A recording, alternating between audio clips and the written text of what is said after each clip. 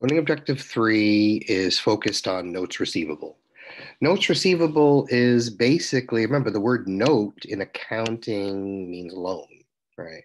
So a note receivable is basically a promissory note or a written promise to pay a specific amount of money at a specific day with interest, Um, the one thing that you have to know about notes receivable, most businesses have notes receivable because they allow them to be used to close out the accounts receivable.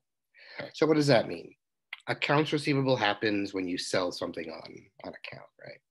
Usually a business to business transaction. You want to collect that money in 30 days. Some businesses, however, need a longer period of time to pay. They might need 60 or 90 days or 120 days. So to accommodate them, you can say, okay, fine. I'm going to change your accounts receivable into a loan, into a note receivable.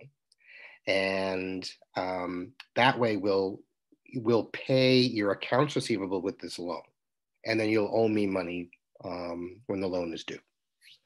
Notes receivables, basically, again, are real tried and true loans. They are legal obligations because they are promissory notes and they're signed at that.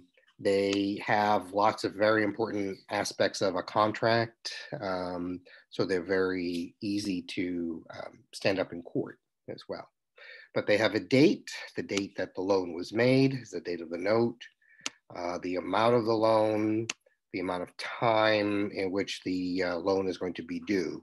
So when they actually say they are doing a note, most notes are done by months. And so if this note was made, this loan was made on May the 1st, it's going to be due in 2 months. So you just simply count 2, June, July. So it's going to be due July 1st. However, some notes are actually given for a number of days, like 60 days, 90 days, etc. So those are the two most common types of notes, either given by the months or by days. So here what we have is the company here, Brent Company, is taking out this loan in order to pay Wilma what they owe. Okay.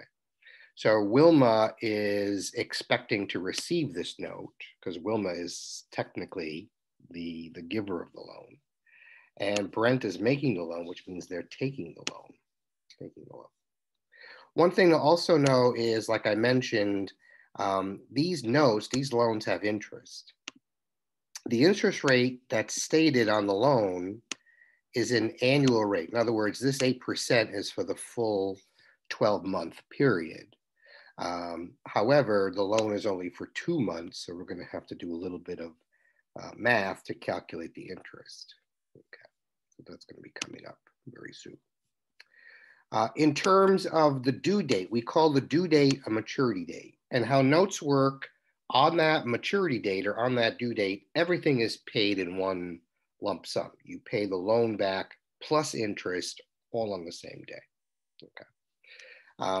And again, that's the due date and the maturity date mean the same thing. Very important to know that notes are usually short term, and they will be stated either in a number of months or a number of days. If they use days, they will be usually in 30-day increments. And so they'll say 60 days, 90 days, 120 days. It'll be a 30-day increment. That's usually how they look at notes. And if it's for a certain number of months, they'll simply just name the number of months, 4 months, 5 months, 6 months, what have you. Okay. Most notes are short-term or current, so they'll be due within the year. You can have a note that's longer than that, though. Okay. But most of them are current. So like I said, the important, interesting thing here is to compute interest properly on these notes, and it's relatively straightforward. You take the amount of the loan, which is the face value of the note. Remember, the word note is loan. So whatever the face value is, the original amount. You're going to multiply that by the interest rate. Now, remember, the interest rate is an annual interest rate. So it's the interest for the entire year, but notes don't last an entire year, most of them. So then we have to multiply that by a time factor. And this is where the months or the days come in. If the time is expressed in months, you put the number of months over 12, okay, because there's 12 months in the year. So the factor would be whatever number of months over 12 if the loan, if the note is going to be due in 2 months, 3 months, 4 months, what have you. However, if it's made in a number of days, of course, that will be multiples of 30, 30, 60, 90, 120, et cetera. So the time value that we are looking for here is the number of days over 360. Because we use 30 days for every month, 360 is the number of months in a year, number of days in a year, based on that formula. Again, the reason we have to multiply it by the time factor here is because the interest rate is for all 12 months. And most of our loans are not going to be for all 12 months, a partial part of that. So very important to know how to calculate interest. So here's a few examples given to you. There's a $730 loan note for 12%. Remember, this is an annual rate, all 12 months. For 120 days. So here they use days. So in this case, it's going to be the number of days over 360. That's going to be your time factor here.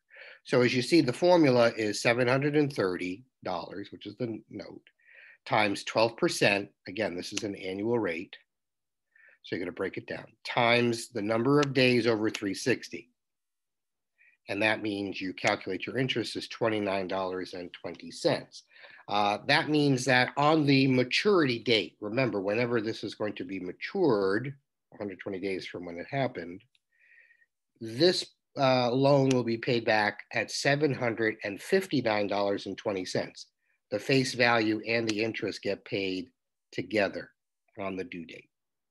Okay. For the second loan here, we have a note of $1,000 for 9% for 6 months. Okay, so this is a 6-month loan. So here we have the formula, $1,000, that's the face value of the loan, times the interest rate, that's the annual, remember, it's for all 12 months. Okay, that's why we have to multiply it by the time, because here we're only using 6 months out of 12. Again, so if it's months, we're using the months over 12. If it's days, we're using days over 360. Okay, so here it's multiplied by 6 divided by 12, $45 interest. So when this is due in 6 months, they're going to be paying $1,045 in total on the due date. Okay, the last one is relatively easy because $2,000 at 6%. This is an annual rate, and it's a year, it's an annual. So that's why you simply can stop right here because you just multiply it by 1. Okay. So again, most notes are going to be short-term. So they're going to be in current assets. Notes receivable tend to be more in current assets than anywhere else. And so just for you to know. So how do they recognize notes receivable on the books of a company? Well, this is how, through this illustration. So you have Brent Company wrote a $1,000 2-month 8% note on May the 1st to settle an open account. This is the very common reason that loans or notes are given, to settle an open account. In other words, they have an accounts receivable and they want more time to pay. So this note receivable pays the accounts receivable. Okay. So what entry would they use? They would debit their notes receivable for the $1,000, and then they would credit their accounts receivable for Brent Company. So again, Brent Company is paying their accounts receivable with a loan, with the notes receivable, and that's the most common way these things happen in business. Receivables, just like we learned about accounts receivable, they have a value. Notes receivable also have values. So we're not going to get into a lot of this in detail in this chapter, but if you continue your studies in accounting, you'll learn about this in a lot more detail. But for now, let's just pick out the basics. So a few ways in which notes receivable are disposed, and it's not like they're thrown away, but how they're handled on the books. The most common way in which they are handled is they mature. They're held right through their maturity date, and payment is received, and thus the note receivable is ended, thus it's disposed. Okay. However, problems can happen. One problem is the business who owes you the money may not be able to pay. Okay. Now we know that that happens in many aspects of life. And so when you can't pay a loan, that's what a default is. Whether you miss a loan payment or whether you miss paying the whole loan when it's due, that's a default. That's what that word means. And so basically that can happen to notes receivable. Another thing that can happen to notes receivable is because, again, this is an asset. Notes receivable is an asset. And just like accounts receivable can be sold, guess what? Notes receivable can be sold and turned into cash. So again, any type of asset a company has can literally be sold if they needed to raise cash. So notes receivable is no different. So that's another way they can be quote unquote disposed. Notes that are paid on time are called honored. They're honored because all the terms have been honored. Right? This is the date they were due. At the interest rate, this is what we were expecting, and this is what we got. It's honored. Good. Terms have been honored. However, when you dishonored note simply means they failed to pay it in full at maturity when it was due. They didn't pay. So that's a dishonored note. So how does it look on the books of a company when a note is paid or honored, right? Well, here's an illustration. Wolder lends Higley $10,000 on June the 1st, accepting a 5-month 9% note. Okay, so that's the loan, $10,000 on June the 1st. So it's 5 months. So you just simply count your months: July, August, September, October, November, 5 months. So it's going to be due November 1st. So if Wolder then presents the note on November the 1st, what's going to be, which is a maturity date, what's going to be the entry on the books? Well, we have to calculate interest, yes? They had a $10,000 loan at 9% for 5 months out of the 12-month period. So $10,000 times 9% times 5 divided by 12. And you'll see that that calculates out to $375, okay, of interest. So on November the 1st, Wolder is going to receive $10,375 in cash. $10,000 of that pays the $10,000 note. The other $375 is money that they earned by lending that money. And so we have to, because it's earned, we have to call it revenue. And it's interest revenue. Okay. So any money that's earned by companies on notes has to be reported as interest revenue. Okay. So this is what would happen if a note is honored. This is what the entry would look like on the books of the company who was getting paid. Okay. However, as you know, fiscal years run at different periods of time. Some companies, as you know, use the calendar year. Some can use fiscal years. Well, what if Wolder actually closes their book September 30th? Right. What if they close their book September 30th? They made the note, they made the loan on June the 1st. They know it's not getting paid in full until November the 1st, but they have to close their books on June 30th. Well, what that means is that $375 of interest has to be split.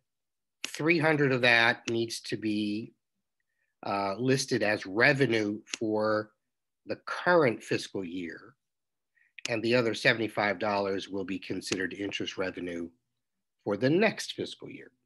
So this is an adjusting entry for September 30th. They have the wrong date here. On September 30th, they will go ahead and recognize this as revenue, although they're not going to be collecting it until later. So you remember your adjusting entries for Chapter 4.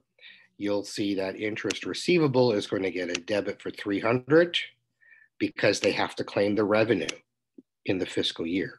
Remember, revenue recognition, expense recognition, those are critically important principles for GAAP. So we have to recognize that this interest revenue is earned in this fiscal year, which is why we have to claim it. It's not going to get paid, so we'll receive it later. It's not going to get paid till later. So set up a receivable, no problem. So what then would the record look like on November the 1st, assuming that some of that interest needed to be accrued and split up accordingly? Well, they still get paid $10,375. I mean, the interest isn't changed. However, there would be a little bit of a difference. That $10,000 note receivable would be credited to show payment of the note. Interest receivable for $300 would be credited to show payment of the interest. And the $75 would be the interest revenue for the current fiscal year, right? They'd have to claim it as revenue. So that's simply how they would break that up. And here we're at the end of Objective 3. Again, emphasis on notes receivable and how it all works. So here we have Gambit accepts from Leonard a $3,400 90-day note, 6% note, dated on May the 10th. Now notice, this is interesting. This is a 90-day note. And it was dated May the 10th. So the maturity date, literally, if you're in days, you got to whip out a calendar and start counting days, literally. Because if you count 90 days from May 10th, you have to start May 11th as the first day. The maturity date's actually going to be August the 8th. Okay. So this is when they're going to be expecting payment on that note receivable here. So on August 8th, what entry does Gambit make? Okay, well, first of all, you're going to do a little bit of interest calculation. $3,400 loan at 6%. Again, that's an annual, that's for all 12 months. Multiply that by the 90 days, divided by 360. We got $51 in interest that we're going to get on this loan. So that means we're going to be collecting $3,451 in cash. $3,400 of it is payment of the note receivable. So we take that off our books. The $51 that we made on it has to be claimed as interest revenue. And a bada bing, bada boom. Objective 3, done. Objective 4 has two parts here. First on the presentation and then on some analysis that's important. So here we have a company that you might have heard of. It's a pretty big company, Deere and Company. If you've seen something green mowing the lawn, it's not your neighbor. It's usually a Deere mower. Deere makes a lot of tractor equipment, so they're on a lot of farms and other types of places like that. You'll see Deere equipment in a lot of different places. They're quite large. So Deere has a lot of receivables. Oh dear. Okay. Listed right here. Their total receivables, again, this is in millions, 37 billion, 7 million, because you have to add 6 zeros. That is a lot of receivables, right? Okay, lots of receivables. Here you see their allowance for doubtful accounts. So they take away a little bit of dough. Get it? Deere takes away a little bit of dough for their allowance. They put aside a little bit of dough. But again, their net receivables at 36.8 billion. That's quite a few bucks. Okay. All right. Yes, the drum roll, please. Thank you very much. So just remember, it's a Deere. Oh boy. Managing receivables is big business. It's you got to do it well. The most important thing, again, this is business to business transactions. Who are you going to allow yourself to do business with on credit, right? Who are you going to sell things to on account? Okay, you sell them stuff, they take your stuff, they take the stuff, and you give them a bill. That's selling on credit. That's a receivable for you. You're waiting to get paid, waiting to receive money. You have to decide who you're going to extend those terms to, because that's important.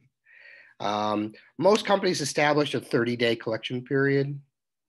All companies have to make sure they're collecting things on time, so monitoring all of that is super important. You know, are they, if they want to collect it in 30 days, are they actually able to collect it in 30 days? Are those receivables liquid? You know, is it providing cash to the company when it's supposed to be providing cash to the company? And do you offer any discounts or other things to help get your cash quicker? Accelerating cash receipts basically is collecting your cash quicker. So very big business, very, very important. You can read a little bit about some of that there. But analyzing receivables is really super duper important to understand. The most important one, I would say, is the accounts receivable turnover. Now, the word turnover here might make some people hungry, but what it really means is how many times a year, on average, is a company collecting their receivables? Well, think about it. Receivables are, you're expecting to get paid every 30 days. So how many times a year do you want to get paid if it's every 30 days? You're looking at least 12 times a year is basically the type of turnover rate you want, right? Because if you're collecting your receivables 12 times a year, you're basically collecting them every 30 days. Boom, there's 12 30-day periods in a year. So that's something to look for. That's like a benchmark to think about, okay? Once we know how many times a year, once we know that turnover rate, we can actually calculate the number of days. That's what the average collection period is. What we want to do is make sure we're collecting these at least 12 times a year. And that means our average collection period is 30 days or less, right? Because that's what we want. So it's sort of a benchmark. It's how we measure things. So let's see how we do. The formulas are listed up front here. The first formula, the accounts receivable turnover. You need your net credit sales as your numerator, your average receivables as your denominator. So your beginning and ending divided by 2. Once you know what that turnover rate is, and again, we're looking for at least 12 or more, you can put that underneath 365, and that'll give you the number of days in your collection period. Okay.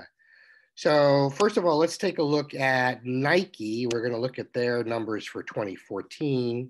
First is, and the most, again, always start with the receivable turnover. We have over 27 billion of net credit sales. Okay, this is Nike, big company. Divide that by the average receivables. So you take their beginning and ending receivables, divide by 2 to get an average. And Nike is at 8.5 times a year. 8.5 times a year is below 12. So it's not looking all that great, you know, in this particular race for Nike. How many days is that? Well, that's your average collection period. Now that you know it's 8.5 times a year, put that under 365 and you're going to calculate, it's basically every 43 days. So that's a long way. I mean, if you want to get paid every 30 days and you're waiting roughly 43 days to get paid, I think you got an issue. Of course, there's good news for Nike.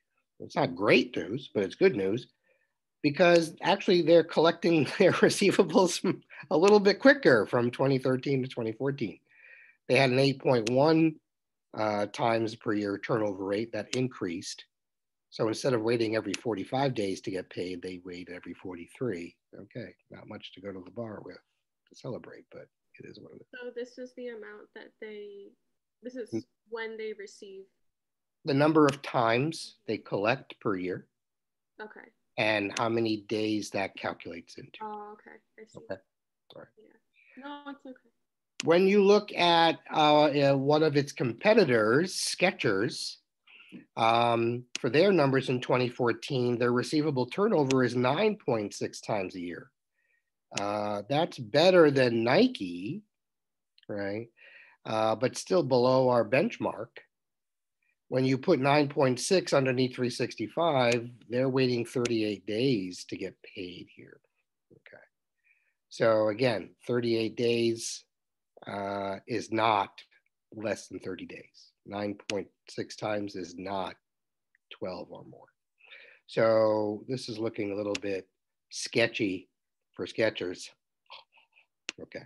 And the industry average here, now the industry, they've come a long way. When you look at these names, Skechers, Nike, they liked it, Reebok, Adidas, they like to, you used to look at them as simply sneaker companies. They don't like to be called that anymore. What they really are they like to be considered athletic wear. Okay, because you're not, Nike doesn't want you to go to the gym just with their sneakers. They want you to be head to toe Nike dressed and ready to go. Right? Same with Adidas, same with Skechers. They all want that. They all want that. So, so the industry is quite big and it's changing, and they like to be looked upon as more than just putting various shoes on your feet. For 2014, the industry is doing well, right? We were looking for at least 12 times a year. That's where the industry is, right? That means they're collecting their receivables 12 times a year. That makes perfect sense. When you put 12.2 underneath 365, that's 29.9 days. So every 30 days. And that's perfect, right? Because you are giving, on an accounts receivable, you are giving the companies 30 days to pay. So here they're paying in 30 days. That's perfect. That's perfect. That's the deal. That's what you want. Skechers is waiting 8 days more. Nike is waiting almost 13 days more than the industry. Now, if I was the head of Nike, I would, their finance part here, I would get them all together and I would show them these numbers. This is where we are. This is where we want to be. And I would just tell them, as part of my speech, I would look at them and say, just do it. Okay, hopefully some of you are laughing. Okay, so anyway, we have the end of do it exercise. I'm sorry, do it exercise 4 ends learning objective 4 with the analysis. Again, that's the most important piece. Here we have LeBron James Company. In 2017 had credit sales of 923 and change, right? They had beginning accounts receivable and ending accounts receivable, so you're going to average those. First of all, you compute the turnover rate. After that, you can do the collection period in number of days. So for the accounts receivable turnover rate, it's the net credit sales divided by the average receivables, 29.9 times. Okay, that's really good, right? Much higher than 12, which means they're collecting things at a very, very rapid rate. But what else would you expect from LeBron James? Once you know it's 24.9 times, you can put that under 365, and it calculates that they're collecting their cash every 14.7 days. So basically every 2 weeks, they're getting paid. That's really incredibly fast, okay? Because that's really, who doesn't want to collect cash as quickly as possible? That's really the goal. So that's the rest of chapter 8 in a nutshell.